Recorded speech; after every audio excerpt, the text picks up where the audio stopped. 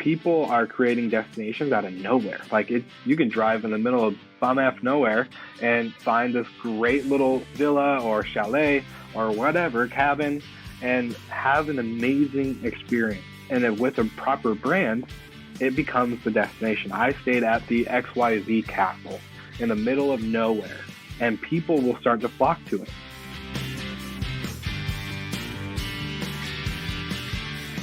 Welcome to the Hospitality Maverick podcast with me, Michael Tingsdale. We at Hospitality Mavericks are here to inspire leaders to create heart-centered and profitable businesses from the inside out, the kind that both employees and customers love and support. In this episode, I talk with a dear friend and colleague of mine, Wil Slickers, who is the host of Slick Talk, the hospitality podcast, and the Good Morning Hospitality Show, and also the creator of the Destinationaire award. Wil is also one of the founding members of the Game Changer group on Facebook. And if you haven't checked that out yet, you should jump on Facebook now and put in Game Changer and join the group. In this conversation, Wil shares his amazing journey and how he quit his job as a hotel manager to become a full-time podcaster and content creator in the hospitality space. Wil tells about what he's learned from his biggest failure and how adversity had made him stronger and more focused. He also shares a story about his first mentor in business and life and how this was a tipping point for his entrepreneurial journey. We also discuss the current situation for hospitality industry and what he believes that will happen in the coming years. We have an in-depth conversation about short-term rental accommodation, Airbnb model, and much more. In this conversation, we'll make you rethink your situation and ask yourself, do I really follow my own dreams? But before you tune in, why not sign up to our Maverick community newsletter and get great insights and leadership tools at hospitalitymavericks.com. We all need to go through this together, so happy to have a chat with you about your challenges or anything else. Please book a chat with me on hospitalitymavericks.com. Grab coffee and enjoy.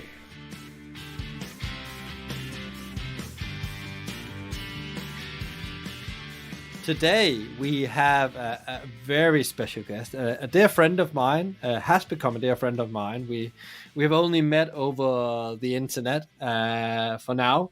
So he's a partner in the Game Changer, if you haven't already figured that out. And he's also a podcast host, and he's also an expert in what we here in the UK call service accommodation, short-term rental of your, for example, through Airbnb platform. And we're going to touch on that later. But also there's a very interesting journey about Wil Slickers as the guest today, is that he is, not long ago, he was working in a hospitality job, and now he's created a whole different platform of creating an income from it. It's quite interesting.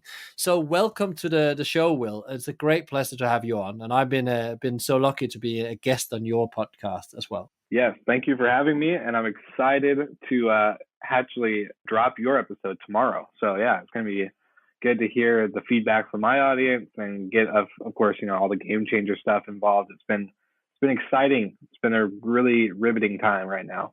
Yeah, and we had an interesting, we had a little test yesterday where we went live in our Facebook group, and I thought it was absolutely interesting to see what happens when you put 5 podcasters on the same show. And I thought that there's going to be a fight for the word. There was everybody wants to be heard, because normally we are just listening, and then we had the chance to talk, and it was so interesting what we picked up from our guests and the way we could put that in context to the challenges that the industry has right now. But that's a different conversation, but I thought it was worth just touching on here since it was so fresh in mind. So, Wil Slickers, for the people that doesn't know you, your podcast and all the other incredible things you're doing, your morning show and so on, can you tell them a bit about who is Wil, what journey you're on, and what is your business all about? Yeah, for sure. I'll start in the beginning, and I'll try to keep it pretty short. So it's going to sound like a lot into a really small time frame, but it's a lot and within I would say a 5-year span. But I started a chauffeur and event company in Spokane, Washington, which is just a little bit on the east side of Washington State from Seattle. Uber came in and really destroyed me. I had too much overhead. I was very brand new at business. I was barely 20 years old.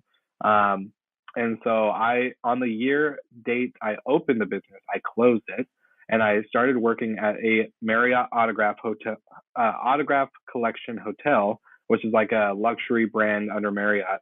And when I started there, I got hired right on the spot with no experience. So I was very thankful for my manager, who's now my close friend, for giving me the opportunity.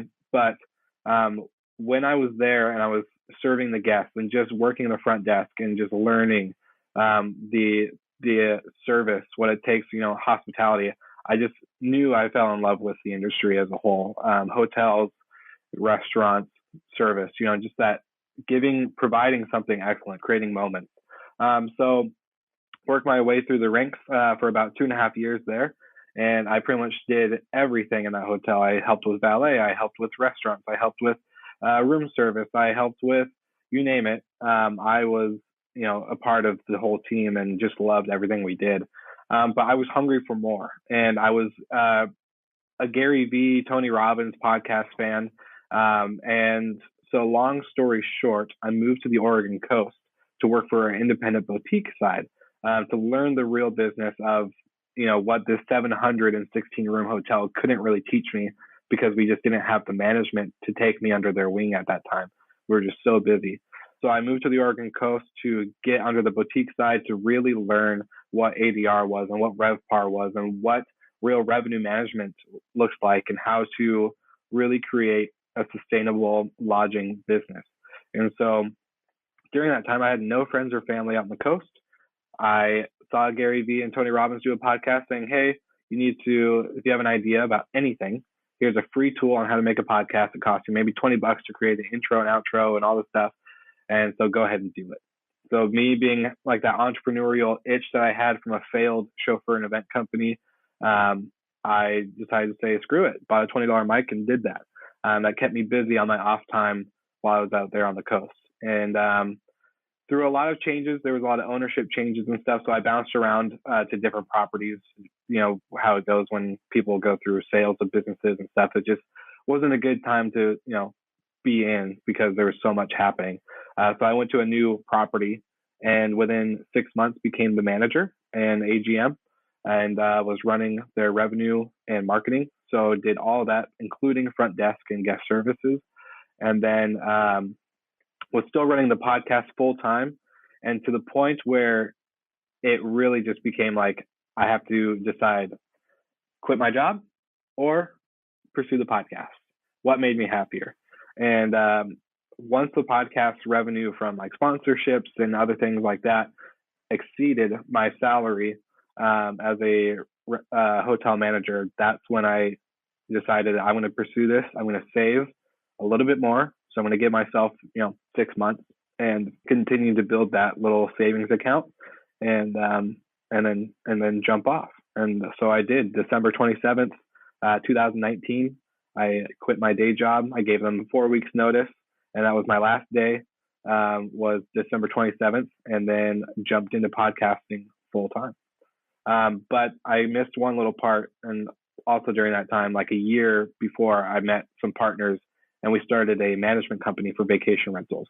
Like you said, the service accommodation management business, and that was being built within a year as well. So there was a lot of things happening at once.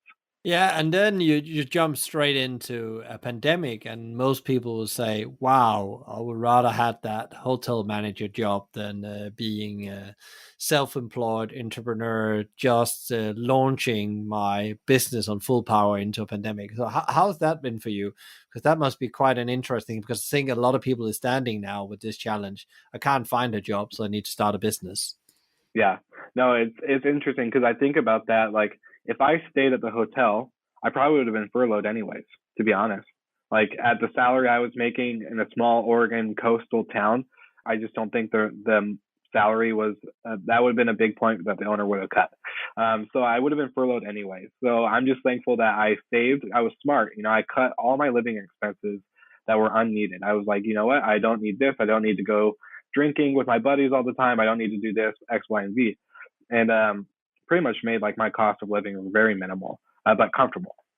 And so with that as well, just the overall, like, no one saw COVID-19 really coming. I remember when I was in Florida. So I was traveling like the first 3 months. Like I was all over the place, like over the US. And then I was in London in March, kind of close to you.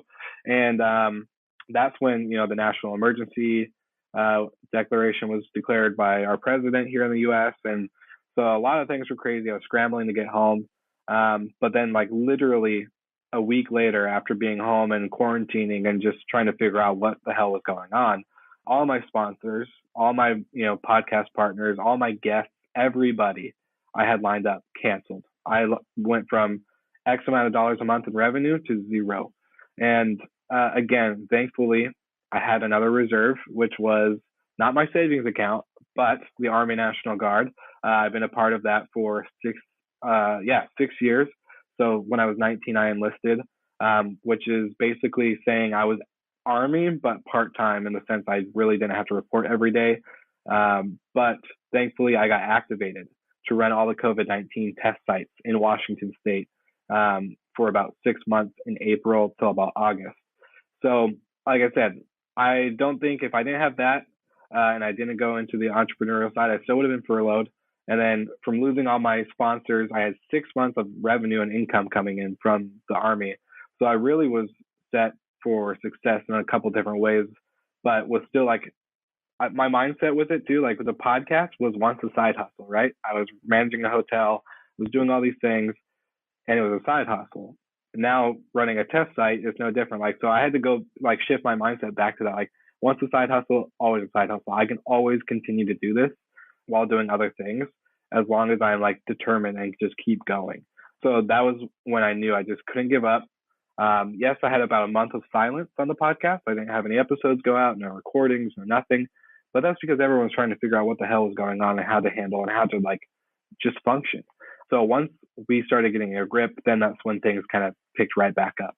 Interesting, going a process, like we all have different journeys in this pandemic. I don't think it's over yet. I think we are maybe in the middle of it. But what is the most surprising thing you learned in that process? What was like, wow, I didn't see that, or I couldn't have figured that out without going through this process of pandemic, starting your own business? I realized a couple things. Just the term sink or swim. A lot of people say that, but to see it in action, on my side, and of course on others, in the industry, people I looked up to, as leaders in the vacation rental space or in the hotel space or the restaurant space, people I looked up to, like when it came to sink or swim, I saw who did, like the action took in, including myself. I struggled for sure.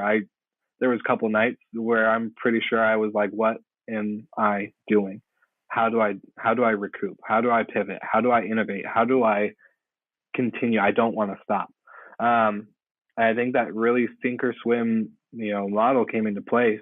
And that was a big learning for me. Like that was like, on like a personal note, like I've always been a people person. I've always been like a kind of like that class clown. I never had like a clique, right? In high school or middle school, like I was kind of everywhere. But I struggled with like depression and self-worth, and like trying to discover who like I was as a kid, through a lot of stuff. And during this time, like I've always been developing and self-developing, but I think, I learned a lot about myself and during that. And so that, like, it hasn't been easy for sure, but it's been incredible. Like it's been life-changing in the sense of that I don't think I would change it for anything. It was like, I was telling a friend of mine, and we were both joking, like the pandemic was probably the worst, best thing that could ever happen in a lot of ways. It's horrible that we've had people die. It's horrible that we've lost our economy. It's horrible that businesses are closing. But the good out of it is that we've grown. We're learning. We're seeing how to build sustainable businesses. And that's incredible, because that can affect so many other things in life. So I've just been riding along, man. It's just been it's been incredible, but scary. And yeah, that's pretty much all I got for that part. Yeah, it's super interesting what you're saying there because we talked a bit about it yesterday, and sustainability is it's about profitability in the end, but sometimes it's also the way you get to profitability. We talked about it yesterday as well on the game changer chat, and I think it's so interesting what you're saying is like we probably needed as a society, industry, world, especially the Western world. I think like a reset in a way, and just asking us the question: is this actually the life we want to live? Is this actually how we want to do things? Is this the way of going forward? Is this good for the people around us, the communities we're part of, and the planet? I think it's and we're still in the middle of it. But I think there's a lot of reflection going on, and so I think you're spot on. Like it's probably the best that could happen for individuals, but also as a species that could happen for us. The interesting thing is it's like you're starting your entrepreneurial journey much earlier than I got started myself. I got caught up in the corporate ladder and doing that. What has been what has been your biggest failure, even though you're slightly young yet, but you're really reflecting on things? What has been your biggest failure, and what do you learn from that? Well, like I'll say that, the corporate ladder entrepreneur thing, like for me, the corporate world is very attractive. Like, trust me, I went, other than like with the National Guard income that I was making, like it wasn't compared to like what I was making with the full sponsorships and stuff. Like the income wasn't that great, but it was reliable. It was consistent. And so like going in from like a corporate 9 to 5, W-2 job is consistent income versus when you're an entrepreneur, you're like, yeah, you can create contracts and have X, Y, and Z set up for 6 months to a year, but it's never guaranteed. Like you can lose that in a heartbeat, which is true with anything else, but it's just like the realness of it hits a little bit different. But I think my biggest failure, to answer your question, Michael, is, and I've been thinking about this a lot. Like I even caught myself last night, just like going through just some reflection after our chat with the game changer stuff and like reevaluating the podcast and looking at audience and all this other stuff, is I compare myself too much to other people, or I not compare myself too much to other people, but care too much about what is perceived of what I'm doing. Like I don't know, thinking about how others see it. And sometimes that's a good thing. It's good to be aware of, your audience or your customers or your clients, X, Y, and Z. But at the end of the day, comparing yourself is going to do you no good. It's just going to put you down a rabbit hole. It can just take a lot of energy that's not needed from you and get you off the path of like actually continuing to grow. And so that's been my biggest failure, is just like always comparing myself and then like creating expectations that aren't real, like that aren't there. Like I'm not a 25-year industry expert. So why am I comparing myself to one? I can learn so much from them. I can do a lot in the sense of new ways of thinking. So like I'm not them. Why would I compare myself to them? I should just be looking at what they've learned or what they've done to succeed and what they've done in failure, and how can I apply it to my life, instead of comparing and saying, why am I not there? Why am I not good enough like that? Why can I have an audience like this? Or why can I do this? Why can I make $1 million business overnight like that? Well, it's not overnight. I didn't see their whole journey. So why am I comparing myself? So that's I would say my biggest failure as an entrepreneur and like just as a person in general. Yeah, and I think that's probably, if everybody's honest, that's one of the biggest challenge we had because I would say even if you work on it, it will still come up. And I read a book some years ago that really made me reflect on this as well. It's called "It's a Subtle Art of Not Giving a Shit." And it's an amazing book because actually you run around mirroring yourself and have all these thoughts about what people think about it. They don't even have those thoughts. They don't have the headspace to it. And you're spending too much time where it's actually blocking you to move forward. And it blocks your energy, as you said. And I think, you mentioned Tony Robbins. He talks a lot about get things off the plate that blocks your baseline energy. And I think sometimes these words. So that's very honest and very true, Will. That's and it's a big challenge because as you progress and you do more and more things, it becomes more complex, more demanding of you, and every time you have to beat that beast, get it away again because you feel I'm actually worthy to be here. Of course you're worthy, or else you wouldn't be invited in. You wouldn't be able to interview these people. You wouldn't be able to be in that room. So I actually think it's not about experience in my world has really gone out of the window with the pandemic as well. Is your ability to move on and not and manage this beast of not giving a shit. Just get it out of the way. And then still, again, you don't have to be other people's journey. You have to be in your own journey in a way, as we talked a bit about before we went online as well. You mentioned you had a couple of leaders through your career. Which three people have inspired you most and why? So there's been a couple. I can tell you one for sure, and I will always remember this guy who's been like my mentor. I mentioned a little bit earlier that I didn't have like I had a good upbringing, but I struggled with a lot. I had some stuff happen in my past and through my childhood and growing up, where I struggled, and especially getting into high school, not really having a clique or group of friends, and bouncing around to all these other groups and people, and just never having something like I never had that one best friend or that one person I would go hang out with. Like it was just like whoever was available, I would just really go hang out with. And that really got me into a lot of trouble. Like, let's be honest, I was not the most goody two shoe, or I wasn't the most proper kid in high school. I was very rambunctious and wanted to party and do all sorts of things. And so my first like real exposure into business was when this close family friend, through some hard times of mine, I was homeless at the time, and he took me in, and he pretty much like had 40 acres on this farm, and they had like a bunch of horses and all this crazy stuff. And they said, okay, you're gonna shovel the horse crap for twice a day, 5 days a week, and we'll pay you $100. And then I was like, I'm in. And then I would stayed on their property in this like trailer, and it was just like it was a crazy experience. I was very young. I was 17, and so I would like be down this like horse farm, and I would look up and I'd see their mansion made out of concrete and all this like crazy stuff, and just like wow, like that's what like real money looks like, and all this other stuff. Like I can't wait to be like that. And finding out like he took me up to dinner, and him and his wife and his daughters, who I was friends with through middle school. He had a real genuine conversation with me that woke me up. I think this was like the waking moment.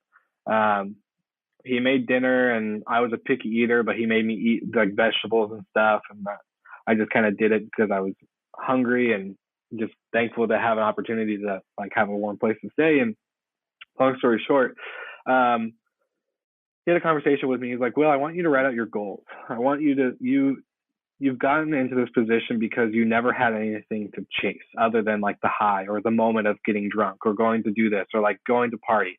Like that's all you've had to chase. That's all you've been looking forward to. That's why you're going through these times. What are your goals? What do you want to do? And he told me his story about how he started his concrete business. And it was a multi-million-dollar concrete business to this day. They're very successful. They're doing like game-changing stuff in that side of their industry, And he told me his story, and I came back the next day with like 5 goals I wanted to achieve.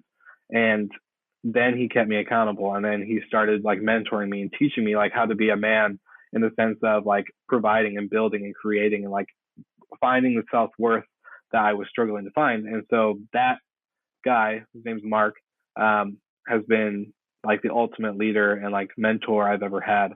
And so I don't know if I could tell you 3 people that I've always looked up to, but that's been one. He's been someone's been consistent in my life. When I joined the military, he wrote letters of, encouraging, words, and just like, I'm proud of you. Like he pretty much took me in like a son. And so there's just one person I can think of that's been a consistent role model.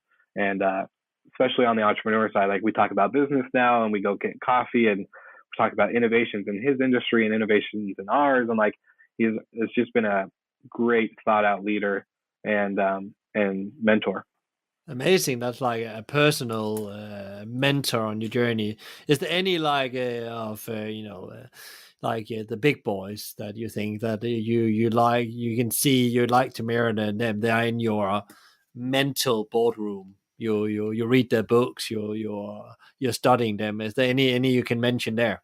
Yeah, obviously like Tony Robbins, Gary Vee, Simon Sinek, like the big ones, that we all talk about. People that I watch consistently, YouTube, Facebook, Instagram, whatever.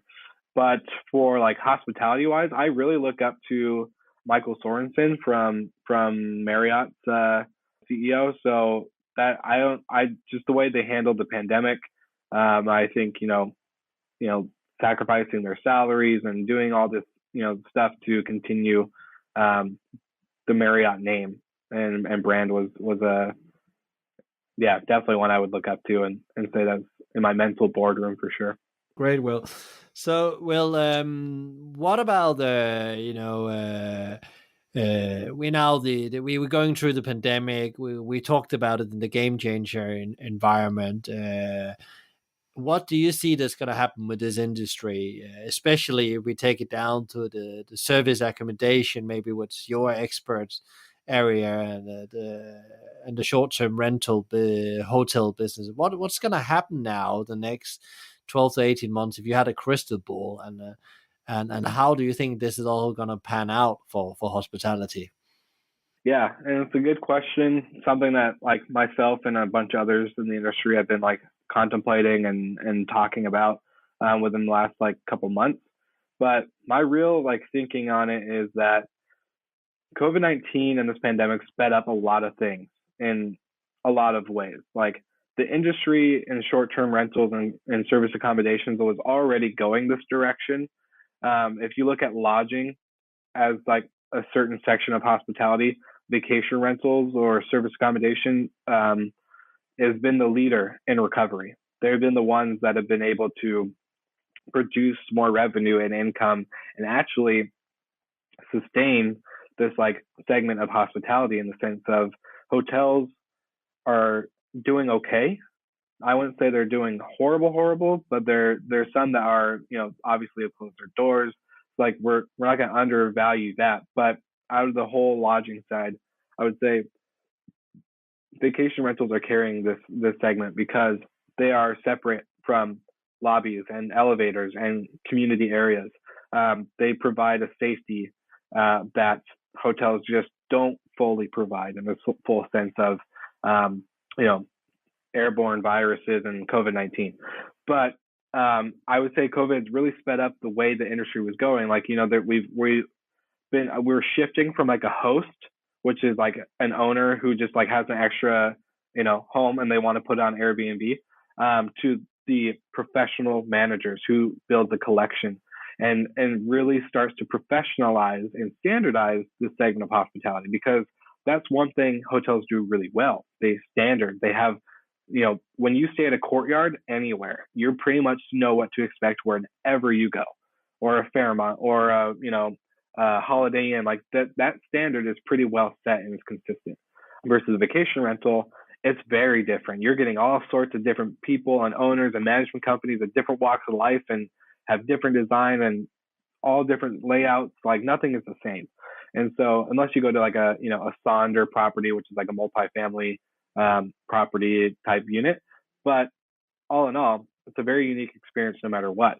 And so now COVID has really sped up this professionalization of vacation rentals to the point of now we are kind of playing with the big boys. Those who didn't make it through the pandemic in the beginning, back in April and March, or March and April, those, you could tell a lot of the bad providers, the ones that were doing master leases or arbitrage or like running just like a automated hands-off thing that they feel like they could just make an income off of, didn't really make it. And so we're seeing the professional ones who do really care about creating sustainability and profitability with their homes and their units. Those are really rising to the top. And so it's been incredible to watch just with this whole COVID-19, because like I even wrote an expert insight paper yesterday for a data research going out, and it was basically saying, 2019 we focused on safety and cleanliness as separate topics. Those were like completely separate conversations in the industry. And now with COVID-19, cleanliness and safety are completely uh, synonymous. Like they're one. Like they're you can't talk about one without the other. And so seeing that and like the rise in professionalism and just the overall mindset shift of the industry, I think not to like talk about any platforms negatively or anything like that, like just because I'm not, it's not what I'm here for. But a lot of managers and hosts and homeowners um, woke up in April, because when Airbnb and other platforms allowed 100% cancellation with full refunds with no questions asked, no other option of like crediting for a future stay or doing anything like that, um, millions of revenue was lost, and no one could do a thing about it. Not no one could do anything about it. And so I think the industry kind of woke up on that side of taking back control, focusing on direct bookings, focusing on branding, realizing the mindset of this my Airbnb to now my property on Airbnb. This is not their property. This is my asset. I clean the toilet. I change the sheets. I schedule everything. I communicate with the guests. I do this. They don't do a thing. They're a marketplace. And so that was a big awakening for a lot of us. And so I'm excited to see this whole thing shift and speed up in that direction. Two interesting things you say there. Maybe we need to dig down. And the first one you say about standardization is so interesting to see. You think about Airbnb being your house out or your flat. There's a lot of individuals that's gone into this, but you've seen it become more professionalized. I've seen it with a flat I own in Copenhagen, where I was approached because of the location. After seen some pictures, it was on for renting. And it's furnished, and they thought that like that's like a Danish, a Danish home people want to come and visit. So they offered me to take over my asset. It was just before the pandemic. We never got it signed off at that point, because then I just went for the safe rental. But they wanted to take it. That they're standardizing, and they had some. What they showed me were like a collection of different packages. It's a bit like when McDonald's fit out restaurants, they're different packages. So we'll go in with these furnitures, and they will fit what you already have, and then we will just add on some extra values, and we will take a cut of your. I can't remember how the division was. I think they will take 25% to manage that property. But again, it worked for them, and I guess they had some kind of deal with Airbnb and so on. But it's interesting to be approached in that way when you sit as a landlord with an asset. And I don't live in the country anymore. I live in the UK, so that flat is sometimes can be a bit of a challenge for me. But they actually they promised me, certain development of rental levels. So they went in and said, we're a bit like hotels. We take this property management company, and we'll make it very valuable for you and for us. But you have no risk as the landlord. You're guaranteed. So is that the journey you're seeing is happening? And they come in, and they had like an impressive brand and story and why they were doing what they were doing. They were like a professional company, former hotel people in principle. Yeah, no, like it's pretty similar to what we're seeing, just because a lot of people, like you said yourself, were either renting it out long term, or they were like, you know what, I can put it on Airbnb and let it get booked and see what kind of revenue I can make. And now we've seen a lot of those type of management companies form and say the numbers don't lie. Like the data is there. We have access to see how cities are doing, and how even like what do you call it, outskirt towns and things outside of major cities are performing really well when it comes to this type of accommodation. And so when that is there, and you have a collection of properties, and you brand it, and you start synchronizing things like utilizing local businesses for like the coffee, or having like a local cleaning company, or doing all these certain things and creating like that hotel feel, but with a whole home, that has been like, it's resonating with the traveler. The travelers are wanting that, especially with COVID-19. Like, people want to feel at home but away from home. And so the professionalization and just in that standard has been crazy to see. It's just evolved so quickly. And I was already in that game prior to, you know, COVID-19. But I think it's made everybody up their game on the service provider side of the industry and in the actual property asset. Like for now, we're focusing on quality control. We saw a lot of the bad operators or just the operators that weren't running at a profitability standpoint, leave the game or exit out of the industry. Unfortunately, back in April, but now we're seeing it just really amp up in the side of everybody else that is doing the experts. And it's so interesting because I guess there's, we're talking about hospitality, and we are at a breaking point from many points of view. We're looking down the barrel of a gun in a moment, and there's many people losing their jobs. And this is actually an interesting way to go out and start your own business, I think, because just thinking about the landlord market, how many that sits with properties they're struggling managing the faff of that he actually wants somebody to take that property off. And if you can come with that developed concept that's going to guarantee the landlord's rent so they can pay their mortgage and still earn a little profit, and then you can do all the cream on the top running as a professional brand. I think that's an interesting prospect of a business opportunity for hospitality people, because you are, in the end of the day, it's not just getting it up on the platform. It's about creating that experience, I guess, as you talk about as well, like that, where they feel they are under a brand, but it's still an individual home, but there's some touch points that makes them connect. Could be the soap, the towels, the things we like in a hotel, the new fresh bedding and the towels and so on. Exactly. Well, and I want to touch on, and I'm going to, if this is okay with you, I want to bring up this concept that was created when I was on orders. So back in June, during this pandemic, we were, trying to, like, our company itself was trying to figure out, like, how do we describe what we're doing? Like property management, host, manager, like, I don't know, these terms weren't, one, describing what we were doing in the full sense of, like, I'm an Airbnb property manager. Like, people get like, oh, you're on Airbnb. They get that, but they don't get what property management is. They don't get the standardization, the professionalism, the stuff that goes behind it, all the stuff that we just talked about. And so we're like looking at what describes what we're doing, and we couldn't find a word. And so our slogan was, exceeding expectations, creating destinations.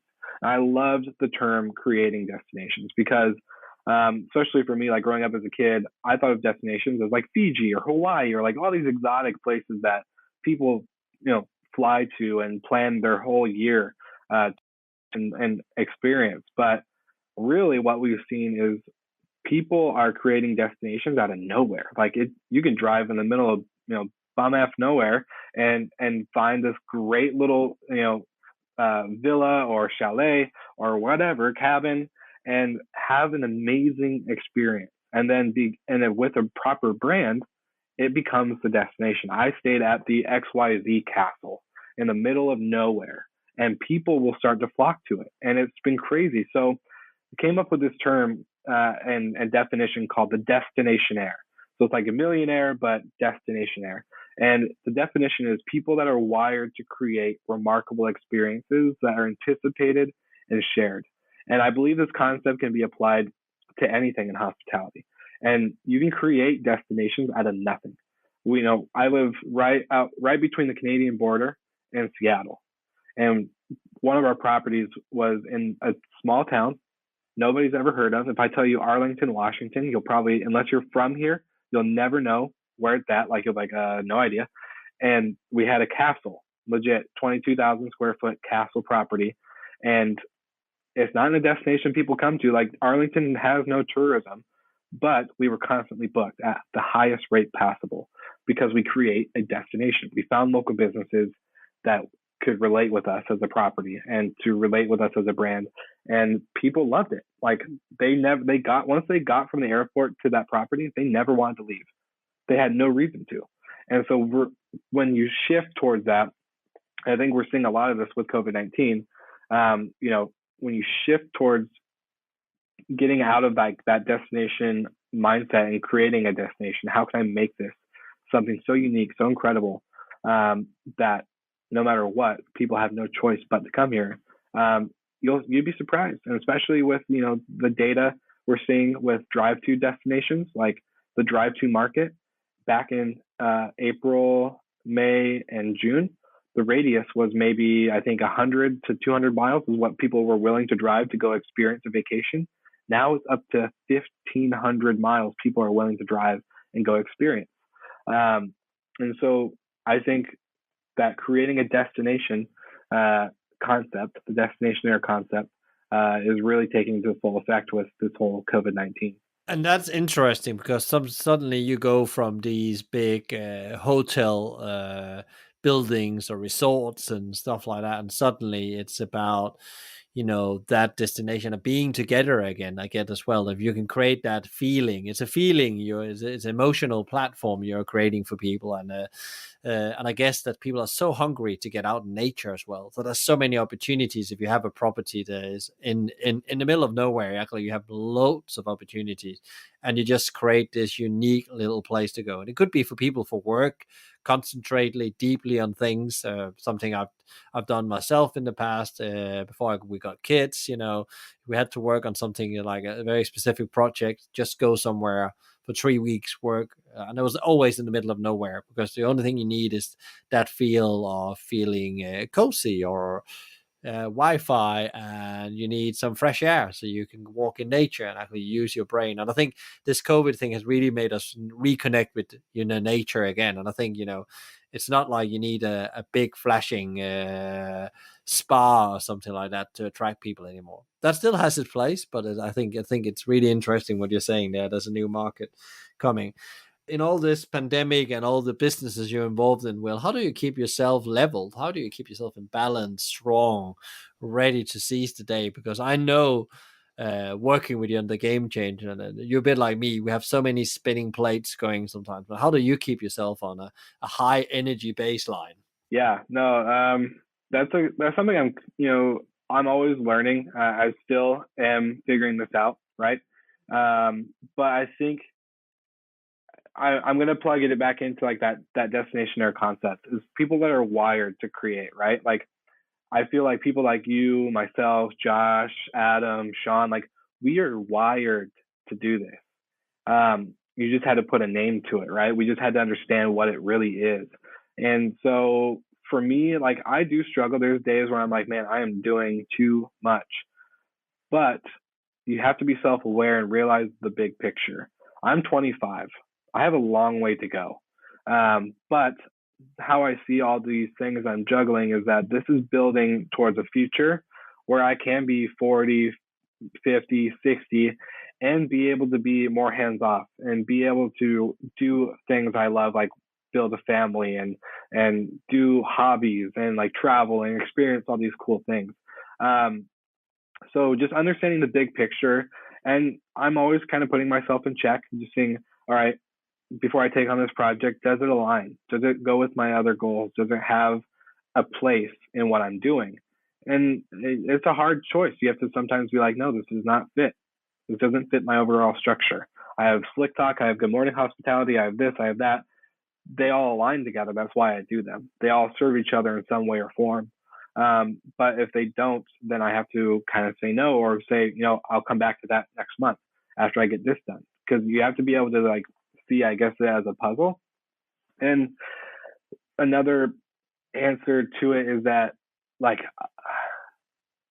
I have to always remind myself of the conversation, the energy that we had yesterday on our live stream.